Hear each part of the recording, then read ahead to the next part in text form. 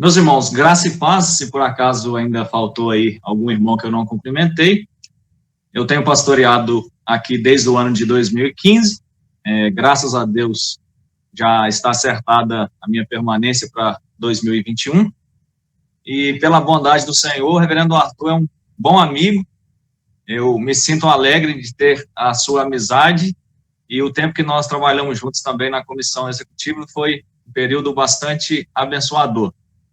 Ficamos felizes pelo ministério que ele tem exercido aí, e confesso aos irmãos também da nossa saudade em tê-lo aqui no Presbitério Oeste de Minas.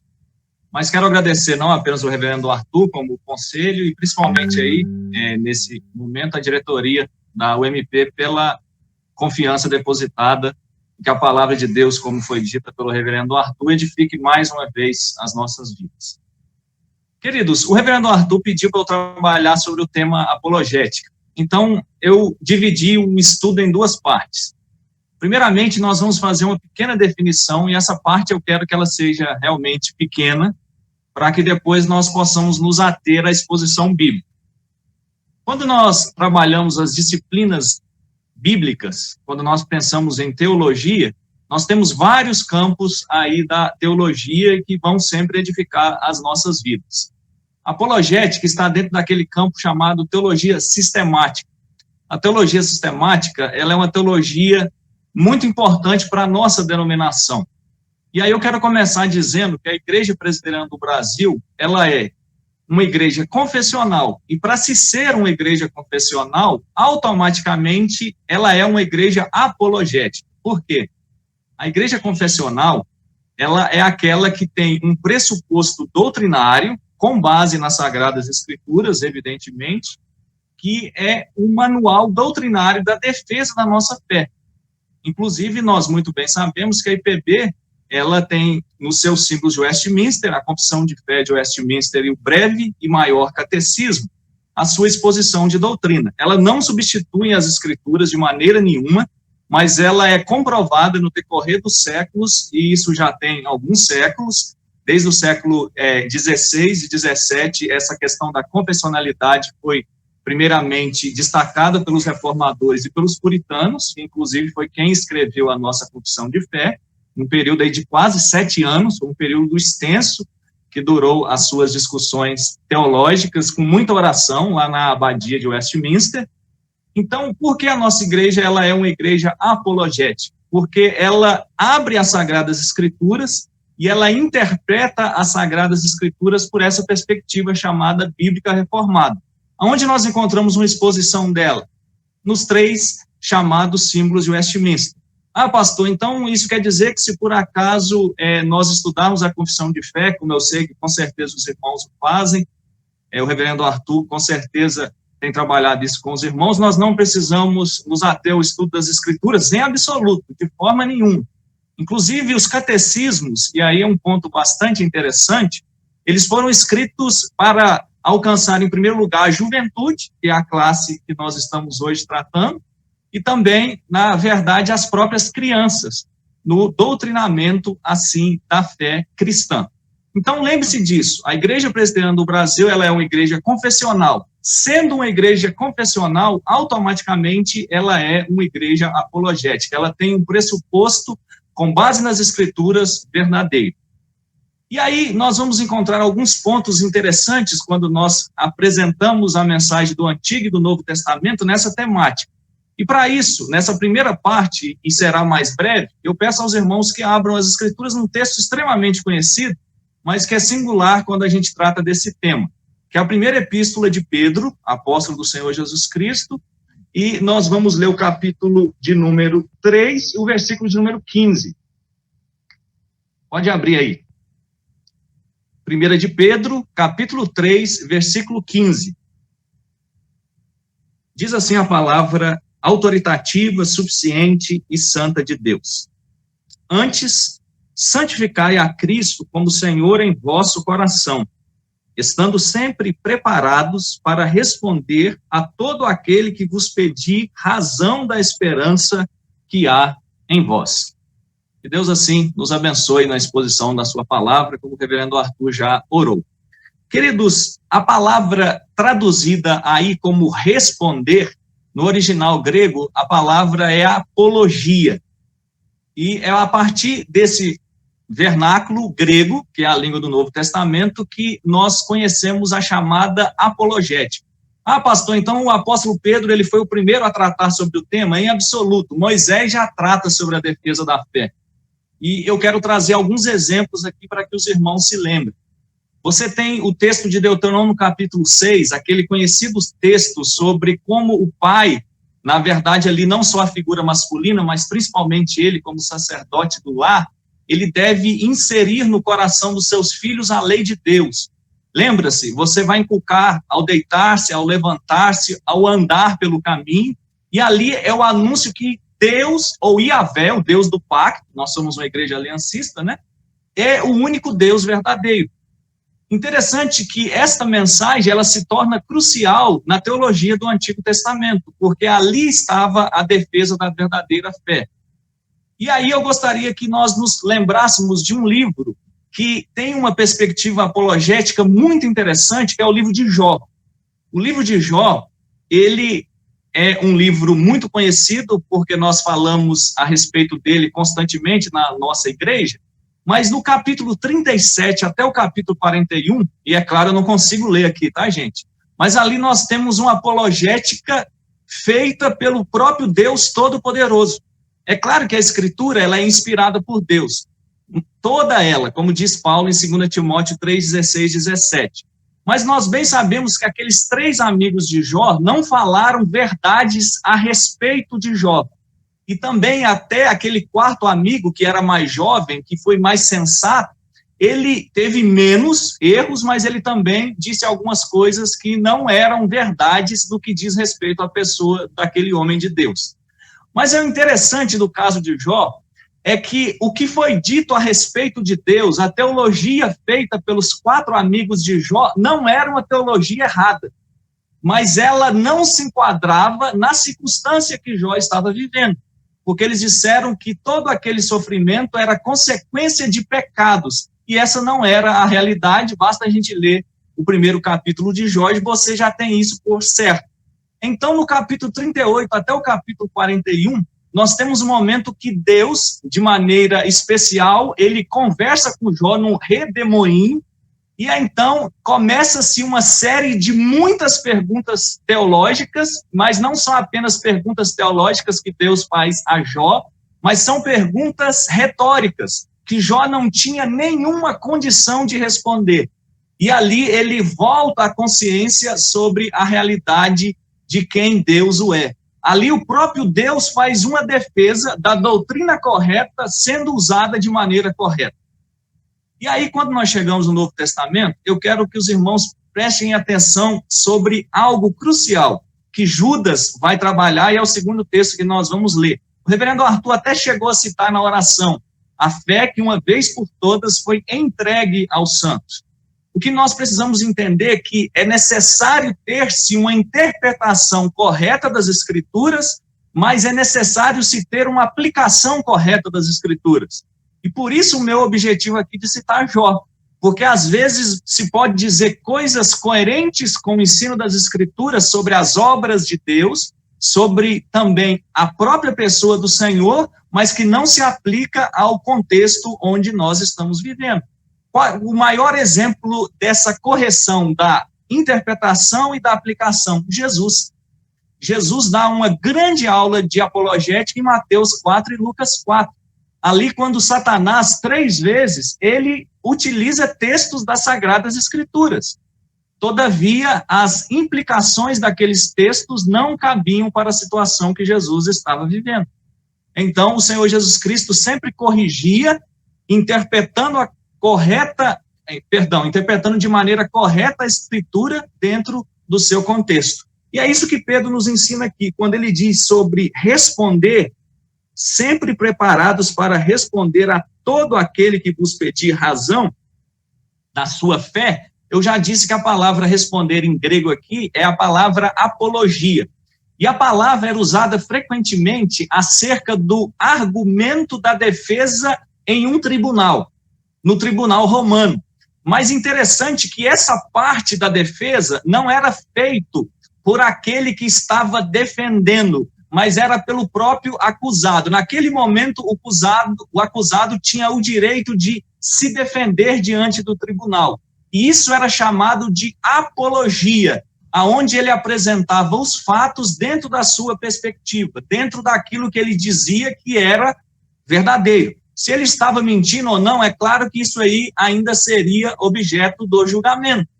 Então, Pedro, ele utiliza essa apologia, por exemplo, quando Paulo, ele precisa se defender diante do Sinédrio, lá em Atos, lembram-se disso, do capítulo 22?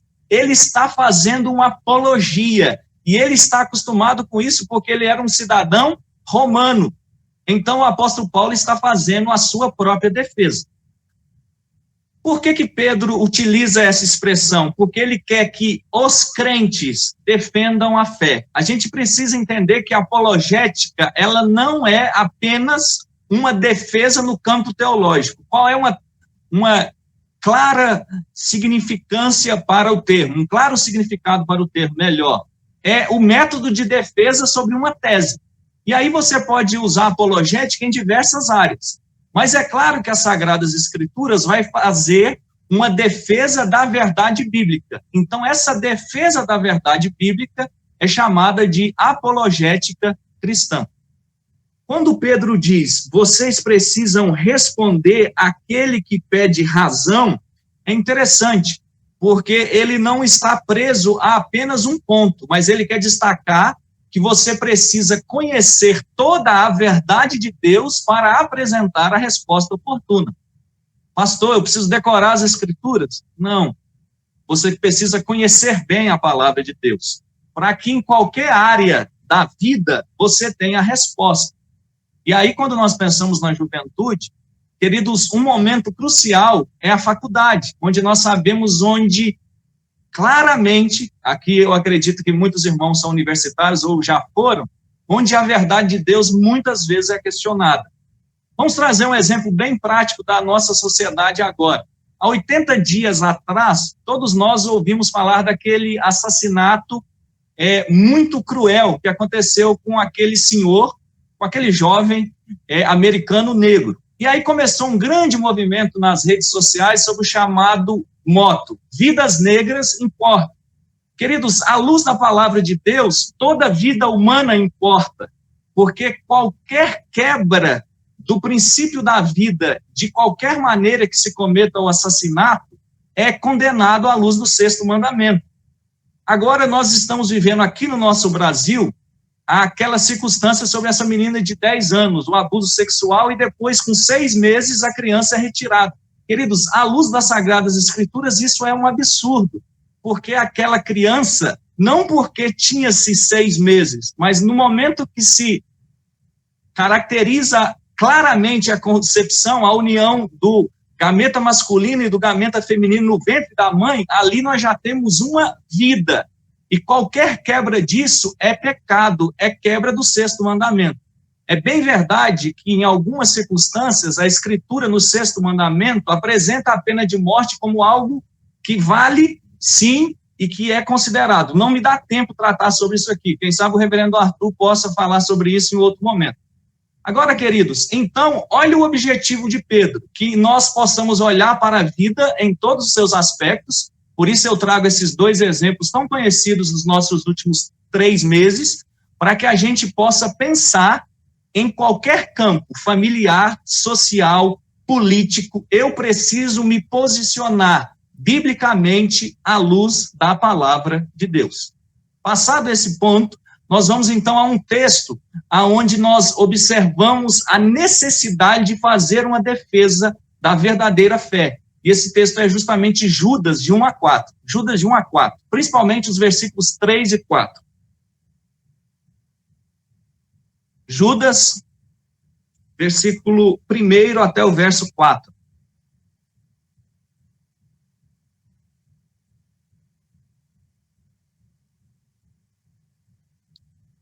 Judas, diz assim a Escritura: Judas, servo de Jesus Cristo, irmão de Tiago, aos chamados, amados em Deus Pai, e guardados em Jesus Cristo.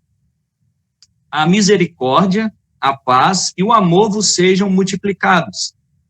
Amados, quando empregava toda a diligência em escrever-vos acerca da nossa comum salvação, foi que me senti obrigado a corresponder-me convosco, exortando-vos a batalhardes diligentemente, pela fé que uma vez por todas foi entregues aos santos. Pois certos indivíduos se introduziram com dissimulação, os quais desde muito foram antecipadamente pronunciados para esta condenação. Homens ímpios que transformam em libertinagem a graça de nosso Deus e negam o nosso único soberano e Senhor Jesus Cristo. A primeira pergunta nesses 2 primeiros versos é por que nós estamos tratando de apologética e eu não li apenas o versículo 3 e o versículo 4. O versículo 3 fala de uma defesa da fé. Eu acho que está bem evidente que a apologética aí está sendo apresentada. Mas a abertura dessa carta, os versículos 1 e 2, é uma abertura apologética. É uma abertura de uma defesa da fé. E isso é algo muito maravilhoso. Primeiro, vamos falar quem é esse Judas. Esse Judas é meio-irmão do nosso Senhor Jesus Cristo. E aí, queridos, nós observamos como o Evangelho nos faz humildes, como o Evangelho, ele nos faz verdadeiramente temermos a Deus. Ele se intitula Servo de Jesus Cristo, irmão de Tiago. Se você ler a primeira carta aos Coríntios, no capítulo 9, versículo 5, eu não vou ler pelo tempo, 1 Coríntios 9, 5, Paulo, ele cita a pessoa de Judas, e ali ele chama Judas de irmão do Senhor. E Paulo não está sendo incoerente, Judas era meio-irmão do nosso Senhor Jesus Cristo. Mas aqui ele se apresenta como servo, a expressão grega é doulos, escravo, ele diz que é escravo do Senhor Jesus Cristo, Pedro faz isso também, Paulo faz isso também nas suas epístolas. Observe então que ele diz que é servo de Tiago. Quem é esse Tiago? Tiago é o presbítero da igreja de Jerusalém. Lá em Atos capítulo 15, ele ficou muito conhecido por aquela discussão de como os gentios deveriam agora caminhar na fé. E ele vai apresentar 3 fatos lá: as relações sexuais ilícitas, a contaminação dos ídolos e a carne sacrificada com sangue, dos animais sufocados, né? Ele diz que dessas coisas eles precisavam se abster. Foi uma reunião muito importante, a primeira reunião conciliar da história da igreja. Mas ele nem consegue dizer, Judas, que Tiago é seu irmão. Ele diz que é servo de Tiago. Tamanha é a sua humildade.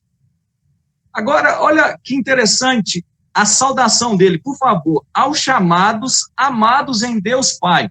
Ele vai dizer o seguinte: a igreja foi chamada. E aqui ele já começa uma defesa da apologética cristã. Porque ele deixa bastante claro que a salvação ela só é possível partindo de Deus. É Deus quem chama o pecador. Ele deixa isso muito claro. Aqui ele está tratando sobre a doutrina do quê? A doutrina da eleição. Mas depois ele diz, guardados em Jesus Cristo. Ele então apresenta a segunda doutrina básica que vai defender aqui o seu argumento, que é um dos 5 pontos do calvinismo, que é a doutrina da perseverança dos santos, guardados em Jesus Cristo. Vale salientar que essa doutrina, ela pode muito bem ser chamada, e eu gosto da expressão de John MacArthur, que diz que é melhor chamar de perseverança do Espírito Santo nos santos, porque é o mesmo Espírito que regenera, que vai, assim, garantir a nossa salvação. Mas ele vai ser eminentemente apologético no versículo 2. Versículo 2 eu leio novamente. A misericórdia, a paz e o amor vos sejam multiplicados. Nós começamos aqui, quase todos, nos saudando com graça e paz, né? Graça e paz é uma saudação eminentemente bíblica, e ela se tornou uma saudação eminentemente prática nas igrejas reformadas. Mas aqui ele usa a misericórdia, a paz e o amor. Se você ler a abertura de algumas cartas, se você ler 1 Timóteo capítulo 1, versículo 2, se você ler 2 Timóteo 1, 2, e se você ler 2 João 3, então olha só, os 2 primeiros versos da primeira epístola e segunda a Timóteo e também o verso 3 da segunda carta de João. Você vai encontrar essa saudação, a misericórdia, a paz e o amor. Então, nós temos 3 vezes essa saudação, com a carta de Judas nós temos 4 vezes. E aí, sabe qual que é o contexto da terceira de João e das 2 cartas de Timóteo? A apologética. Tanto João como Paulo, ali eles estão propondo para os seus leitores iniciais uma defesa da fé. E essas cartas foram escritas antes que essa carta aqui fosse escrita, a carta de Judas. Então, ele usa o exemplo apostólico dessas saudações em locais onde era necessário se defender a fé, para que ele também o faça.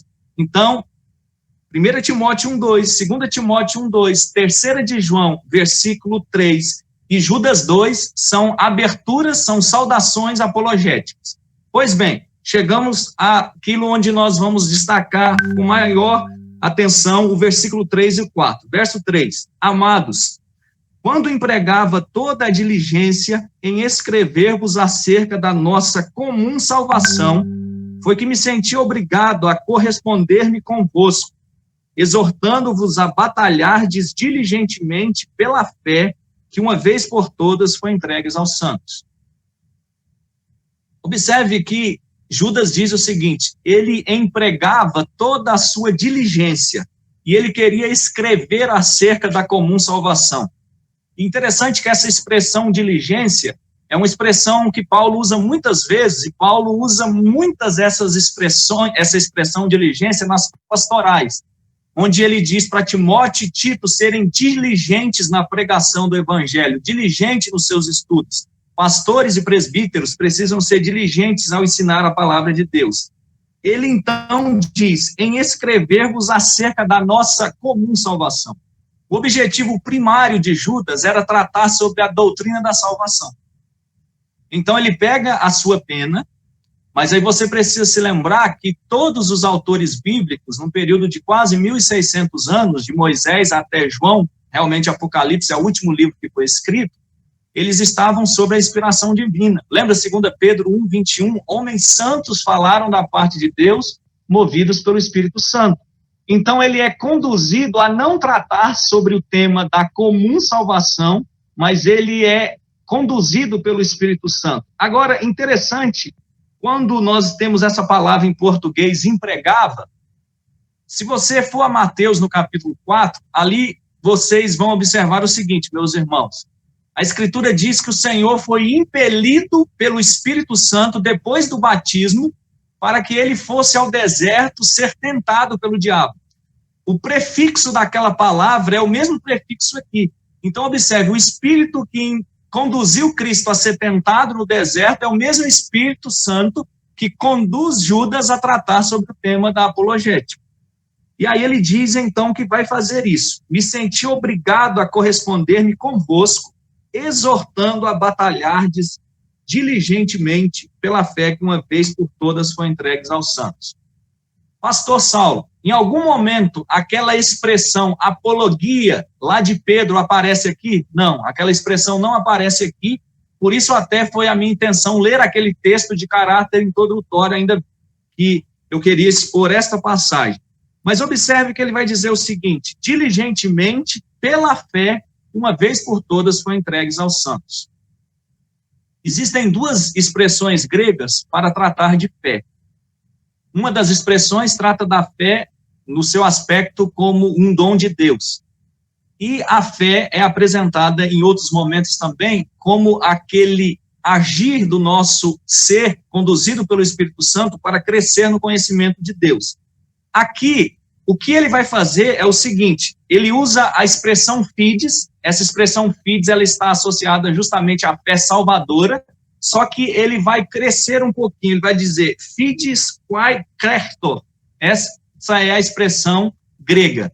Presta atenção, não é para vocês decorarem grego, mas o que o apóstolo, aliás, Judas não é apóstolo, perdão, o que Judas aqui, meu irmão do Senhor Jesus Cristo, está querendo tratar? Ele está querendo dizer o seguinte, a fé que uma vez por todas foi entregues aos santos é uma fé doutrinária. Ela é uma fé composta por todas as doutrinas bíblicas. E aí, queridos, nós precisamos nos lembrar de alguns momentos célebres da história cristã. Você se lembra que quando o apóstolo Paulo, ele está se despedindo dos presbíteros de Éfeso, lá em Atos capítulo 20, ele vai dizer que durante o tempo que ele passou na igreja de Éfeso, ele pregou todo o desígnio de Deus. O que significa isso? Paulo, em Éfeso, o apóstolo, pregou todo o desígnio de Deus. Significa que ele tratou sobre todas as doutrinas essenciais da fé. Ele falou sobre o ser de Deus, ele tratou sobre as obras de Deus, a criação, a redenção, a providência. Ele tratou sobre a doutrina do Espírito Santo. Ele tratou sobre as duas naturezas de Cristo, a obra de Cristo, a exaltação de Cristo, chamada cristologia. Ele tratou sobre a doutrina da salvação. Paulo pregou todo o desígnio de Deus. Queridos, o que vai fazer da minha e da sua vida realmente embaixadores do reino de Deus? Conhecer todo o desígnio do Senhor. O que nós precisamos compreender é que quando nós conhecemos todo o desígnio de Deus, a primeira epístola de Pedro, no capítulo 3, versículo 15, vai se tornar algo natural nas nossas vidas. É claro que nem todos os cristãos, queridos, possuem o dom do ensino. Nós muito bem sabemos que Deus concedeu isso para algumas pessoas. A Escritura é bastante clara que os pastores, os presbíteros, tanto docente como regente, precisam desse dom para, assim, continuar a igreja crescendo no conhecimento de Deus. Mas o defender a fé é para uma criança de 6 anos de idade cristã até um idoso de 90 anos de idade que é cristão. E aqui eu gostaria de citar Charles Spurgeon. E Charles Spurgeon, em um dos seus livros, ele diz algo muito interessante. Spurgeon diz o seguinte, que se dependesse dele, ele preferia que a sua pregação e pela ação do Espírito Santo regenerasse uma criança do que um idoso. Talvez algumas pessoas possam se assustar, Por que Spurgeon disse isso? A vida não tem o mesmo valor? Spurgeon sabia disso. A explicação depois Spurgeon apresenta dizendo, porque uma criança vai por toda a vida defender a fé. Olha só a preocupação de Spurgeon. Uma criança, durante toda a vida, vai defender a fé. Como que ela vai defender a fé? Sendo um bom cristão, apresentando a mensagem da palavra de Deus. Ele continua dizendo, uma vez por todas foi entregues aos santos. O que significa que uma vez por todas foi entregues aos santos? Queridos, nós dizemos que a palavra de Deus, ela foi entregue de uma só vez, não no sentido que todos os 66 livros foram entregues. Aí nós temos um texto que vai entregues ao mesmo tempo, foi quase 1.600 anos. Aí nós temos um texto muito importante, que é Hebreus capítulo 1, de 1 a 4, que ele vai nos ensinar esse processo da revelação de Deus. O verso 1 diz, havendo Deus outrora falado muitas vezes aos pais pelos profetas, nesses últimos dias nos falou pelo Filho. No versículo 3, então, o autor aos Hebreus vai dizer que Cristo é a expressão exata do ser de Deus. O que significa isso? No Antigo Testamento, lembra que Deus se manifestava de muitas maneiras? Ele se manifestou através de sonhos, de visões, de teofanias, que são manifestações de Cristo no Antigo Testamento.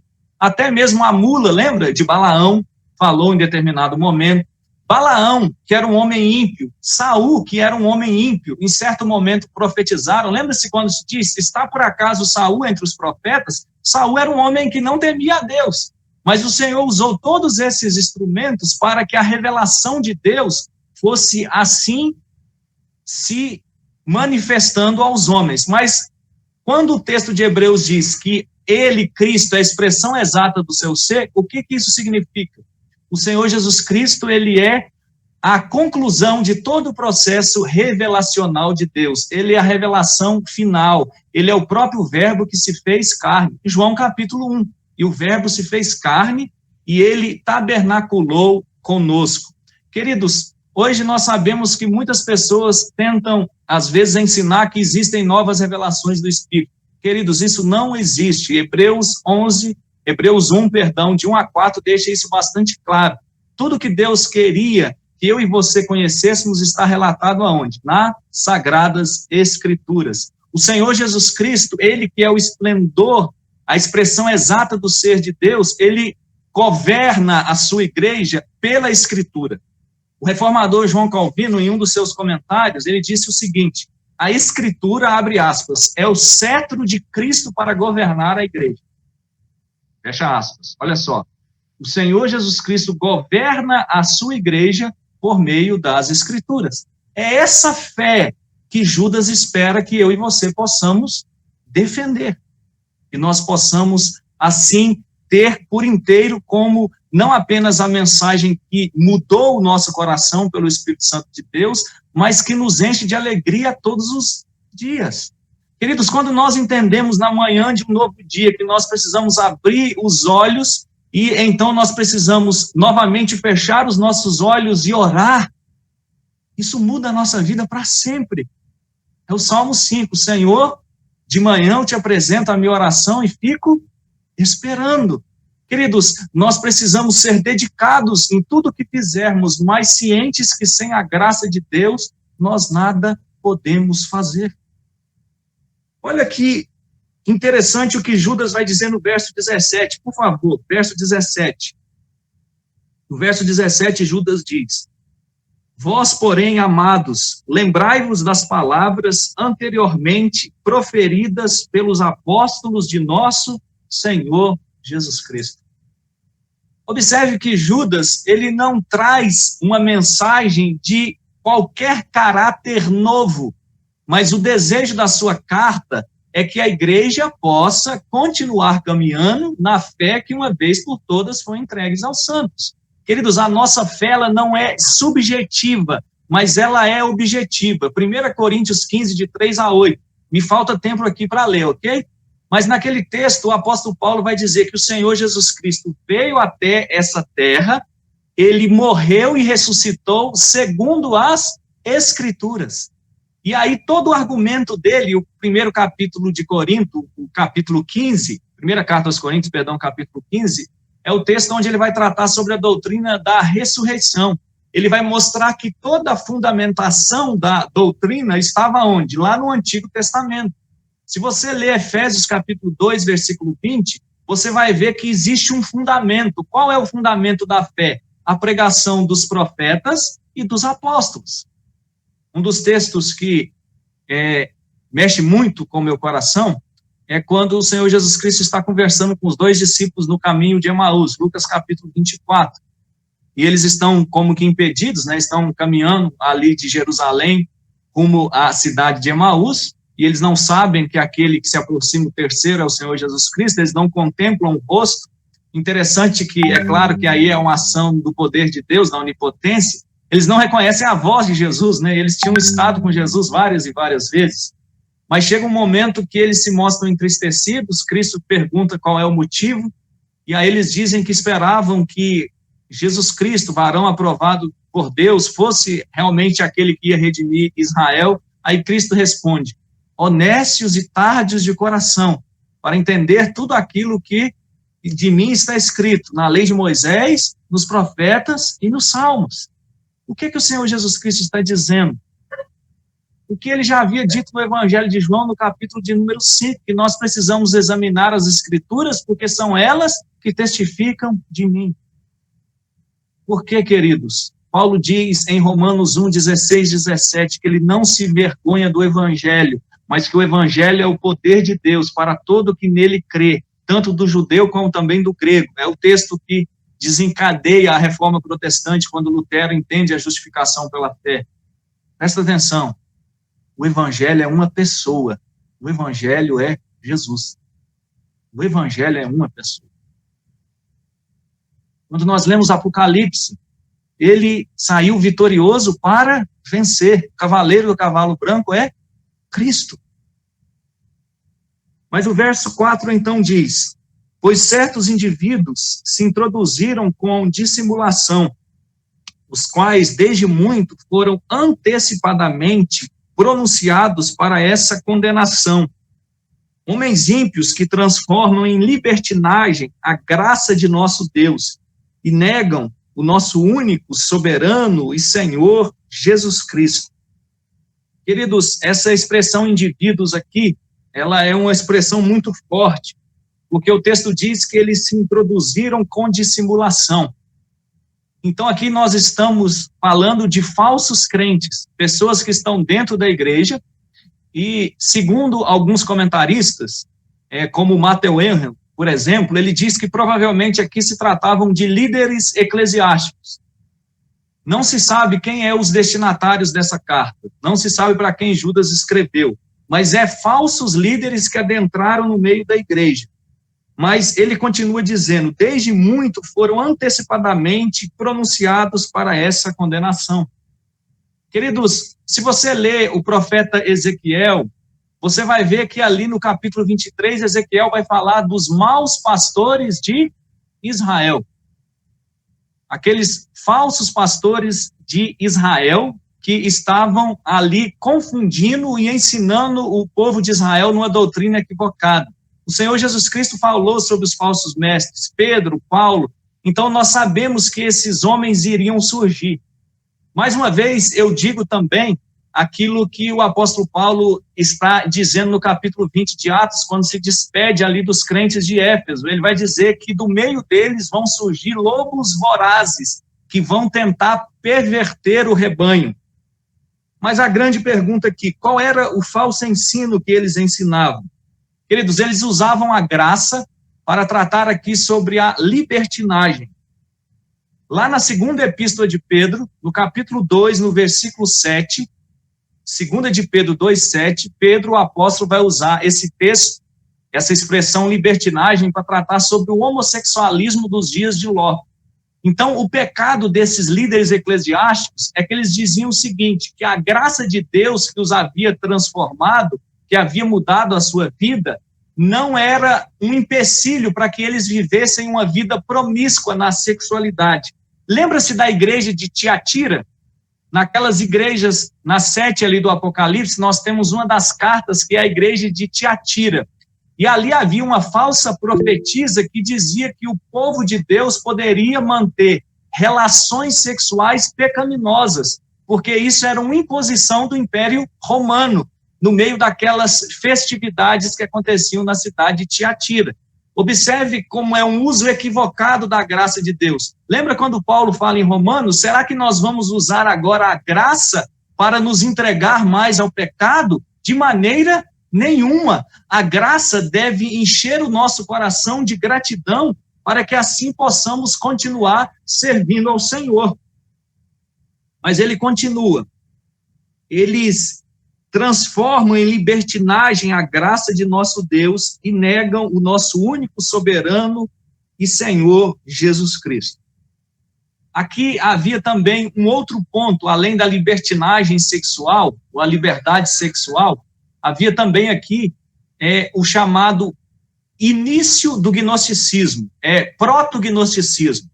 O que o gnosticismo ensinava? Ele ensinava que o corpo ele é ruim e a alma é boa. E por causa disso, o Senhor Jesus Cristo não poderia ter assumido plenamente a natureza humana. Ele não poderia ser homem plenamente. E nós sabemos que o Senhor Jesus Cristo, desde sempre, desde a eternidade passada, ele é Deus, e desde a sua concepção, ele é homem. Ele é 100% Deus e 100% homem. 1 Timóteo 2,5. Portanto, existe um só mediador entre Deus e os homens, Cristo Jesus, homem. Então, a defesa aqui é em 2 pontos. A defesa é contra a libertinagem sexual de alguns que diziam que a graça dava essa liberdade, como lá no caso de Tiatira, na igreja do Apocalipse, e também esse princípio que negava a plena humanidade do nosso Senhor Jesus Cristo. Voltando àqueles 2 exemplos, para que eu termine, da garota de 10 anos que foi abusada e também do jovem negro morto há aproximadamente 80 dias. Queridos, hoje, quando nós pensamos em todos os campos da sociedade, será que nós precisamos de pedagogos cristãos? Será que nós precisamos de advogados cristãos? Será que nós precisamos de médicos cristãos? Será que nós precisamos de universitários cristãos? A resposta é um sonoro sim. Nós precisamos, inclusive na faculdade, onde é um grande desafio para o jovem, defender a verdadeira fé. Defender a fé que uma vez por todas foi entregue aos santos. mas isso só será possível se nós amarmos o estudo das Sagradas Escrituras e se nós tivermos capacidade em oração, e não só em oração, mas em vivência prática daquilo que é a verdade de Deus. Queridos, eu gostaria de terminar citando Provérbios, capítulo 22, verso 28. Provérbios 22, 28, a Escritura diz: não remova os marcos antigos que puseram teus pais. Não remova os marcos antigos que puseram teus pais. Infelizmente, eu espero que não seja a realidade da Igreja Presbiteriana de Taubaté, mas, reverendo Arthur, nós vivemos dias onde doutrina é algo que mesmo na igreja, às vezes, é recebido com rejeição. Um dos lemas da reforma é igreja reformada sempre reformando. O que isso significa? Quer dizer que a igreja vai inovar? Em absoluto. É porque o nosso coração pecaminoso tem a tendência de sair da verdade. Então, não remover os marcos antigos é sempre voltar à sola Escritura, é sempre voltar à verdade da palavra de Deus, é sempre voltar à fé que uma vez por todas foi entregue aos santos. Que Deus assim nos abençoe e que seja assim na mocidade de Taubaté, em toda a igreja.